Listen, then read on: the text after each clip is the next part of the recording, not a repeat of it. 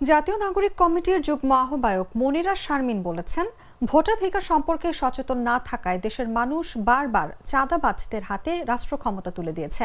এ কারণে এতদিন যারাই ক্ষমতা এসেছে তারাই মানুষকে রাজনৈতিকভাবে অসচেতন করে রেখেছে। আগামীতে জনগণের সঙ্গে এ ধরনের প্রতারণা আর মেনে নেওয়া হবে না। আজ বিকেলে নওগাঁ সদর উপজেলা পরিষদ অডিটোরিয়ামে জাতীয় নাগরিক কমিটি আয়োজিত মতবিনিময় সভায় তিনি এসব কথা বলেন। তিনি বলেন, নতুন বাংলাদেশে আর কাউকে বাপের দেশ বলার অধিকার দেয়া হবে না। জুলাই অভ্যুত্থানে অংশ নেওয়া তরুণদের হাত ধরে এই পরিবর্তন আসবে। দেশের মানুষের অধিকার আদায়ে পরিবারতান্ত্রিক রাজনীতি থেকে সবাইকে বেরিয়ে আসতে হবে। এখন থেকে একজন কৃষকের ছেলেও প্রধানমন্ত্রী হওয়ার স্বপ্ন দেখবে।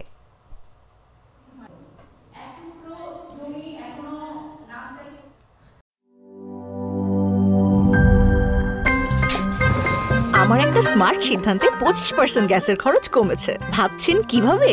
সাধারণ গ্যাস স্টোভ বদলে আমি এনেছি আরএফএল গ্যাস স্টোভ। এর সাইন্টিফিক নজল ও ব্রাস বার্নার ক্যাপ সমানভাবে তাপ ছড়িয়ে রান্না করে দ্রুত, তাই গ্যাসও বাঁচায় 25%, টাকাও বাঁচে 25%। আরএফএল গ্যাস স্টোভ নিরাপদ ও গ্যাস সাশ্রয়ী।